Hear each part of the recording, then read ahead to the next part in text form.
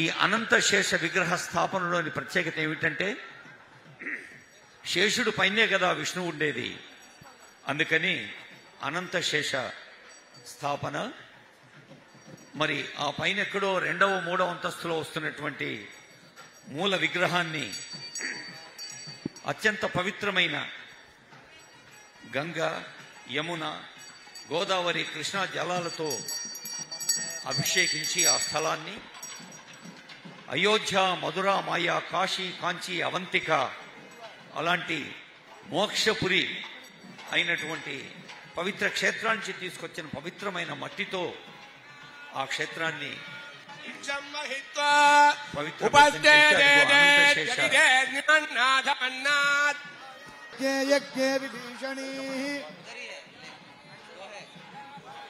జలశయనీ శ్రియం ధారాజా సచ్చందో పరిమేదిని స్వపరిదత్తంగాయ పత్నీం మహీం దేవీం మాధవీం మాధవప్రియా లక్ష్మీం ప్రియసఖీం దేవీం నమామి అచ్యుత వల్లభాం దరాయై విద్మహే సర్వసిద్ధై చ ధీమహి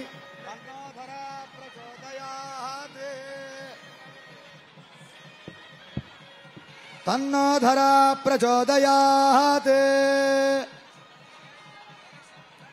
సువర్ణరజసస్రజాం చంద్రాం హిరణ్మయీం లక్ష్మీం జాతవేదో మమావహ స్వాం మమావహ జాతవేదో లక్ష్మీమనపకామినీ. శ్రీ సూక్త పురుషానహం అశ్వపూర్వాం రథమధ్యామస్తినాథ ప్రబోధిని.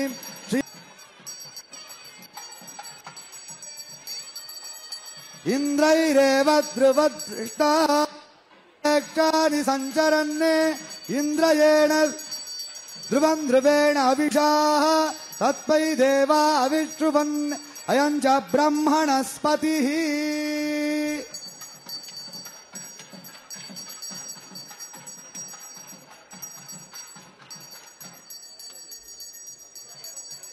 ఓం ఆదిశేషాయ విద్మహే విష్ణుతల్పాయ ధీమహి తన్నో అనంత ప్రచోదయాత్.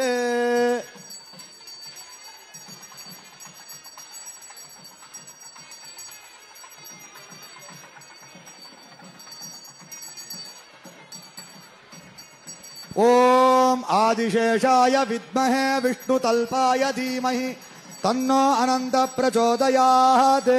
ఓం నమో విద్మహే విష్ణుతల్పాయ ధీమహి తన్నో అనంత ప్రచోదయాత్. మంత్రహీనం క్రియాహీనం భక్తిహీనముదాసన యద్విదంతు మయా దేవ పరిపూర్ణం తదస్తు తే. తవ కర్మాత్మకాని వై తేషామశేషానాం కృష్ణా స్మరణం పరం.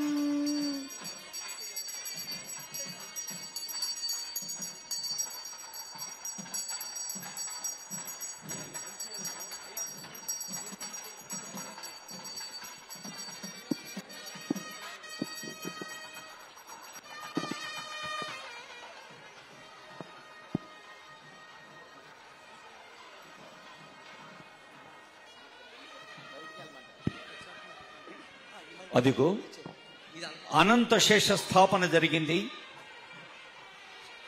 స్వర్ణకాంతులతో ఆశీస్సులందిస్తున్న అనంత శేషుడు, రజత కాంతులతో వెలుగులు పంచుతున్న అనంత శేషుణ్ణి ఈ భవ్యంగా నిర్మితం కానున్న ఆలయానికి ఒక పవిత్ర భూమికగా అనంత శేషుణ్ణి స్థాపించి వేదికపైకి వేంచేస్తున్నారు గౌరవనీయులైన ముఖ్యమంత్రి వర్యులు.